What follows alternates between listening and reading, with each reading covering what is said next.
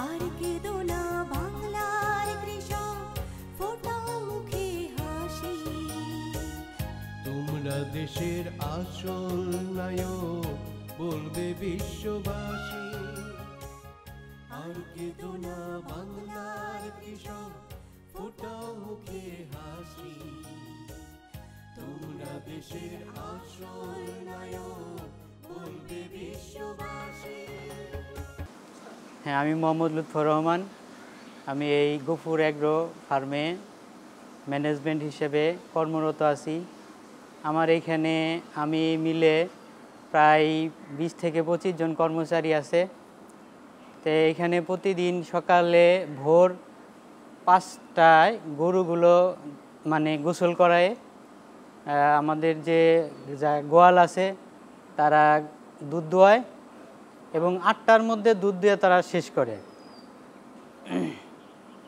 আমাদের এই দুধগুলো সালাম ডেইরি ফার্ম মানে মিষ্টির দোকানে দেওয়া হয়। আমাদের এখানে প্রতিদিন প্রায় 400 থেকে মানে 450 থেকে 500 লিটার দুধ হয়। আর আমাদের এইখানে আমরা নিজেরা ঘাস মানে চাষ করে আমরা নিজেরা খাওয়াই এবং আমাদের আমরা প্রতিদিনে প্রত্যেকটা গরুকে প্রায় 25 থেকে 30 কেজি করে ঘাস খাওয়াই। হ্যাঁ, দানাদার খাওয়ান আমরা 7 কেজি করে দানাদার খাওয়ানটা খাওয়াই। আমাদের এখানে মানে 35 থেকে 40 লিটারের গরু আছে। এইরকম গরু আছে, 5টা গরু আছে। হ্যাঁ, ওদের খাদ্য ব্যবস্থাপনা মানে দানাদার খাবারটা বেশি পরিমাণে বেশি দিতে হয়, ওদের পরিচর্যাটাও বেশি করতে হয় আর কি, মানে ঘাসও বেশি খাওয়াইতে হয়। ওদের প্রায় 40 কেজির মতো ঘাস খাওয়াইতে হয়। দানাদার খাওয়ান 12 কেজির মতো দিতে হয়।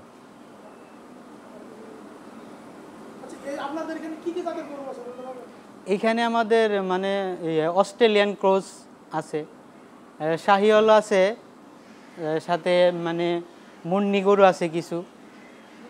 হ্যাঁ, মুন্নি গাবি আর কি।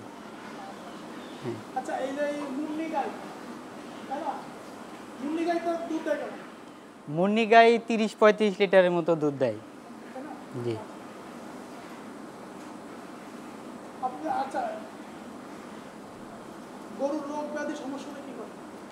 আমাদের সাধারণত এখানে রোগ ব্যাধি হলে চিকিৎসা করা হয় প্রাথমিক অবস্থায়। আমরা তো আসলে ম্যানেজমেন্ট ঠিক থাকলে গরুর সাধারণত খুব একটা রোগবালাই হয় না। রোগবালাইটা ম্যানেজমেন্টের উপরেই মানে সম্পূর্ণ নির্ভর করে। আসলে খামারের মানে ইটা হইলো কি 5% হইলো ডাক্তার আর মানে 95% হয়েছে ম্যানেজমেন্টের উপরে। ম্যানেজমেন্ট ঠিক থাকলে মানে খাওয়ান দাওয়ান সব ঠিক থাকলে সাধারণত গরুর এই ধরনের গরুর রোগবালাইটা খুবই কম হয় আর কি। হ্যাঁ, আমাদের যে স্যার আছে ওনারা প্রতিদিনই আসে আমাদেরকে মানে দেখে যে আমরা কি করতেছি, গরুগুলো কেমন আছে, কি অবস্থায় আছে, সেগুলো প্রতিদিনই সে এখানে আসে এবং কি খোঁজ খবর নেয়। হ্যাঁ, গরুর কাছে যায় তো। না লাফালাফি, ওনাকে দেখে তো গরু আরো মানে মনে করে যে আমাদের একটা গার্জিয়ান আসছে, এরকম অবস্থা আর কি। না, গরু মনে করে, ঠিক আছে।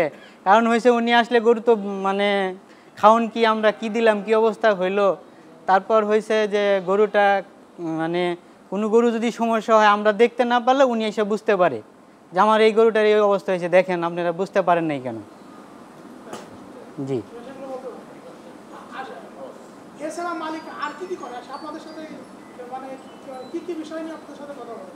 না, আমাদের সাথে পরামর্শ করেন আমরা কিভাবে আগাইতে পারবো, কিভাবে মানে ভালো হবে, সে মানে সর্বপ্রকার মানে পরামর্শ করে আমাদের সাথে সে কাজ করে।